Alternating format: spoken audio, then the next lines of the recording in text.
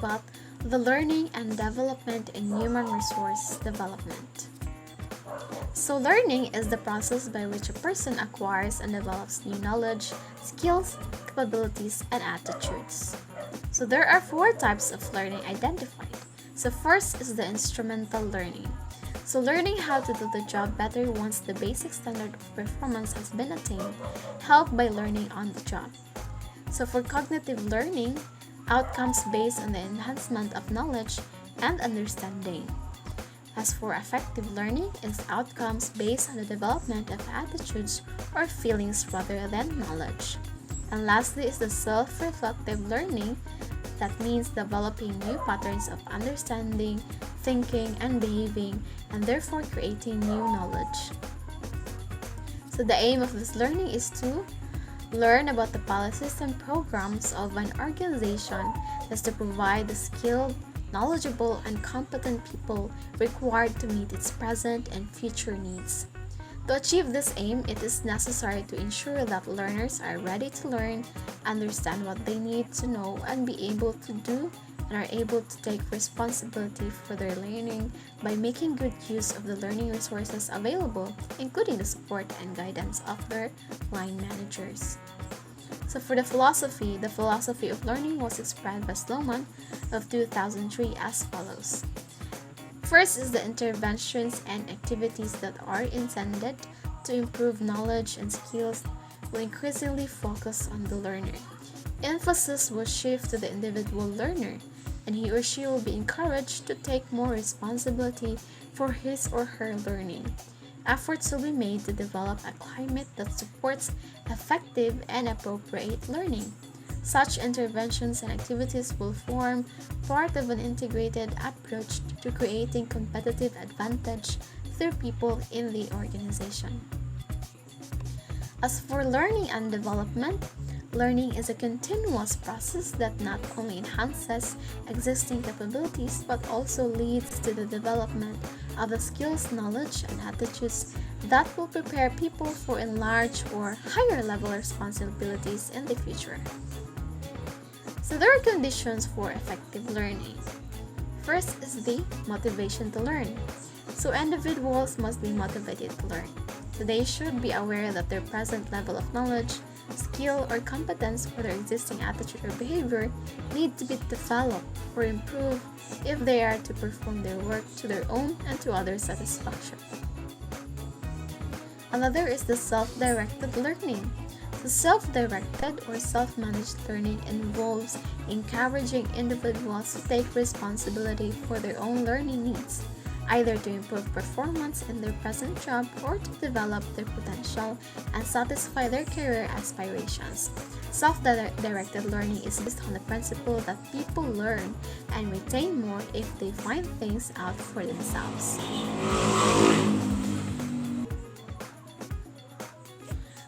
So as for learning goals, direction, and feedback. So effective learning is more likely to achieve if learners have learning goals. They should have targets and standards of performance that they find acceptable and achievable and can use to judge their own progress. So they should be encouraged and helped to set their own goals. That is, learning outcome must be clear. There are learning methods too, so the learning goals and the particular needs and learning style of the learner should indicate what learning method or methods should be used. So specific goals and understanding of individual needs help to select appropriate learning methods. It should not be assumed that a single learning method will do, so a combination of methods is likely to produce better results. So the use of a variety of methods, as long as they are all appropriate, helps learning by engaging the interest of learners. So as for levels of learning, different levels of learning exist and these need different methods and take different times.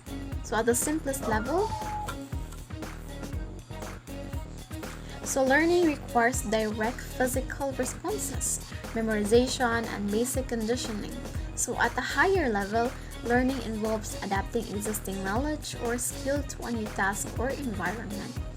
At the next level, learning becomes a complex task or process that pupils are identified in a range of practices or actions.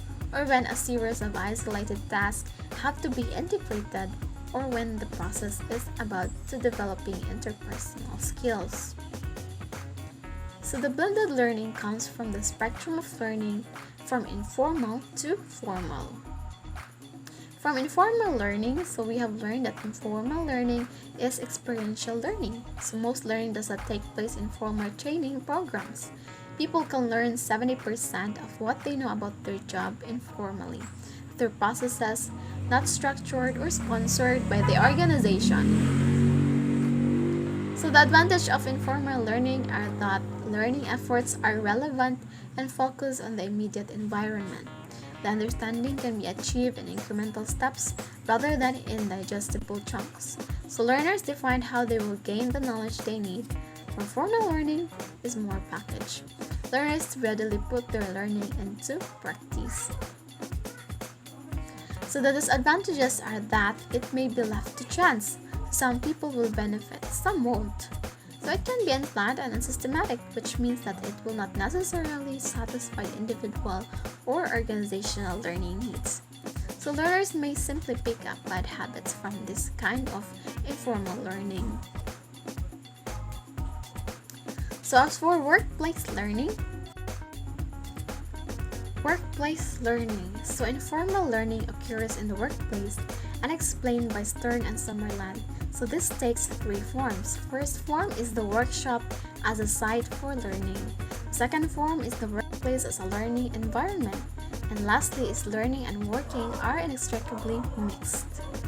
So for formal learning is planned and systematic and involves the use of structured training and programs consisting of instruction and practice. So informal and formal learning compared would be the informal is highly relevant to individual needs compared to formal that is relevant to some and not some relevant to others.